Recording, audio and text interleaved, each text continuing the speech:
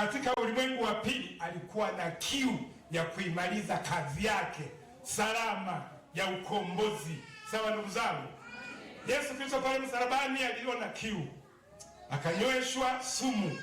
Ilikuwa ni adhabu ya ile midomo iliyokula tunda la mti wa ujuzi wa mema na mabaya, ambao Mungu alisema msile. Sawa ndugu zangu, baada tu ya kwamba midomo ya kwanza imefungulia kula matunda ya mti wa ujuzi wa mema na mabaya ambayo Mungu alisema msile, tendo hilo la hiyo midomo bustanini ilifungulia matendo mengi ya midomo mingine duniani: kula nyama za wizi, kula vitu vya wizi, kula rushwa, kusengenya, kusema uongo, kutetana, kila kinachofanyika kwa ulimi ambacho kinamuudhi nani wapenzi? Ndugu zangu, tunapozungumza haya, huo ulimi ama hiyo midomo hiyo kama haikupendi itakushawishi kula fedha ya aibu, itakushawishi kula fedha ya aibu na utakubali, lakini kumbe inakuchumbia kwenda kwenye ziwa la nini wapenzi? Ziwa la moto. Yesu Kristo pale msalabani aliona kiu, akanyweshwa sumu. Hii ilikuwa ni adhabu ya ile midomo iliyokula tunda la mti wa ujuzi wa mema na mabaya, ambalo Mungu alikataza akisema msile. Sawa ndugu zangu, baada tu ya kula matunda ya mti wa ujuzi wa mema na mabaya, tendo hilo lilifungulia midomo mingine mingi duniani kutenda dhambi. Sawa wapenzi? Yesu alipofanya adhabu alisema hivi: usirudie kusema uongo, usimsingizie mtu, usimsengenye, usiseme mabaya juu ya wokovu, usiseme mabaya juu ya kujaza Roho Mtakatifu. Sawa wapenzi? Usiseme vibaya juu ya imani ya wokovu. Ndio yenu iwe ndio, sio iwe sio. Yazidio hayo yatoka kwa nani? Kwa yule mwovu. Msilaumu nanyi hamtaraumiwa, msinungunike nanyi hamtanungunikiwa. Sawa ndugu zangu, semeni kweli kila mtu na jirani yake. Bwana tusaidie sana. Mnanisikia ndugu zangu? Hatua ya 11 karibu na ya mwisho, Yesu aliitoa roho yake. Tuseme wote, Yesu aliitoa roho yake. Mathayo 27 mstari wa 50b. Mathayo 27. Hizo ndio alama za mauti ya Yesu. Mathayo sura 27 mstari wa 50. Neno la Mungu linasema naye Yesu akiisha kupaza sauti tena kwa nguvu, akiisha kuipaza sauti yake tena kwa nguvu, akaitoa roho yake. Akaitoa nini wapenzi? Roho yake. Tukio la kufa Yesu pale msalabani lilimpata katika mwili wake hapa duniani. Ilikuwa ni adhabu yetu sisi ambao tulipaswa kupatikana na mauti kama adhabu. Mnanisikia vizuri wapenzi? Kuna mambo mawili haya tuyaelewe. Kuna kupatikana na mauti. Anayelala mauti ni yule ambaye Yesu ilipa fidia mauti. Sawa? Kwa maana kwamba huyu mtu alimpa Yesu maisha yake. Yesu ameshayafanyeje? Ameshayakomboa. Sawa ndugu zangu? Huyu hata akifa, kufa kwake Biblia inasema ni kulala nini? Mauti. Ila anayekufa mauti ni yule ambaye anakufa kifo cha kimwili na hatimaye kufa kifo cha kiroho. Bwana tusaidie sana. Mnanisikia ndugu zangu? Kwa hiyo Yesu kwa mwili wake, tukio la Yesu, tukio la kufa lilimpata Yesu akiwa katika mwili wake hapa duniani. Ilikuwa ni adhabu yetu ya kupatikana na mauti kama adhabu. Pale Mungu aliposema, wewe kwa kuwa umesikiliza sauti ya mke wako ukala matunda ambayo nilikuamuru usile, ardhi imelaaniwa. Aliposema ardhi imelaaniwa, michongoma na miiba itakuzalia. Kukaanza kupatikana mbu, kukapatikana nzi. Sawa ndugu zangu? Kukapatikana minyoo aina zote. Kama una minyoo tumboni ulitokana na hayo. Alama ya mwisho Petro wa kwanza 3:18. Alama ya mwisho Petro wa kwanza 3:18. Tusome hapo. Sasa alipokwisha kumaliza kufuta uraia wetu, mnanisikia vizuri wapendwa? Akawaondoa wale waliokuwa huko kifungoni, wale waliokuwa paradiso ya huko kuzimu. Alipohitimisha kazi ya huko, mnanisikia vizuri wapendwa? Ikawa imefika siku ya kufanyaje? Ya kufufuka. Mnanisikia vizuri? Ilipofika siku ya kufufuka, wakati Yesu anakaribia kupiga chafya ya kwanza, malaika wa Mungu alishuka kutoka juu, akaja pale kaburini ili kuliondoa lile jiwe. Wale walinzi walipomwona, kwa kumuogopa, walianguka chini, wakazimia, wakawa kama wafu. Mnanisikia vizuri wapendwa? Kwa nini kuzimu hakukumng'ang'ania Yesu? Hakuna faili lake la dhambi huko.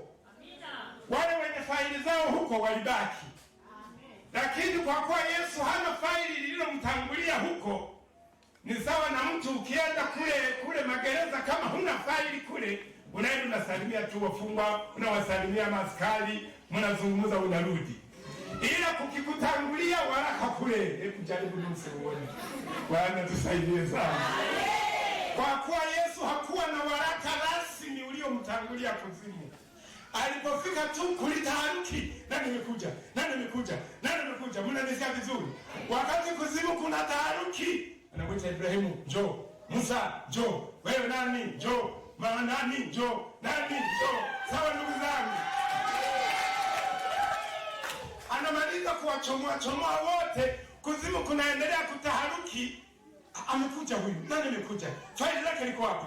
Wakati wanaulizana hayo, mnanisikia vizuri wapendwa? Akaondoka kule, mnanisikia vizuri wapendwa?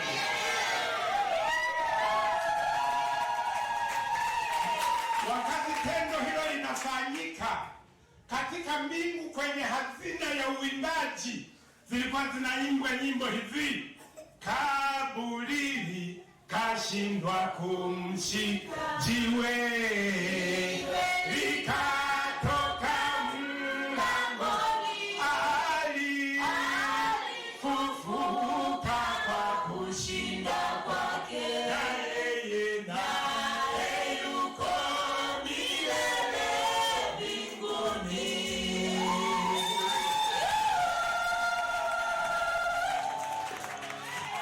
Kwa nini kuzimu kulishindwa kumshika? Hakuna faili lililomtangulia huko. Ndio maana alipofika kule walitetemeka huko, akiwa na wachomoa, toka huku, toka huku. Biblia inasema ikaonekana miili mingi ya watakatifu. Sawa ndugu zangu? Nao wakisha kutoka makaburini mwao, yeye naye kwa kuwa hana faili la kule, akaondoka kule, akawa amefufuka. Hizo ndio alama za mauti ya Yesu. Mtu yeyote anapompa Yesu maisha yake, hizo alama zinatosha kuiridhisha mauti kwamba haina neno tena juu yako. Bwana asifiwe sana. Mungu awabariki sana.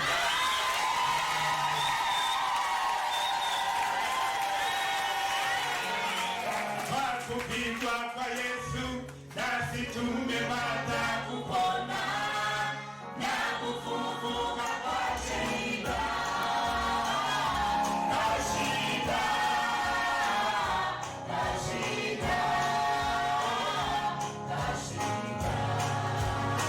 Malaika wa Bwana alishuka peke kaburi. Bwana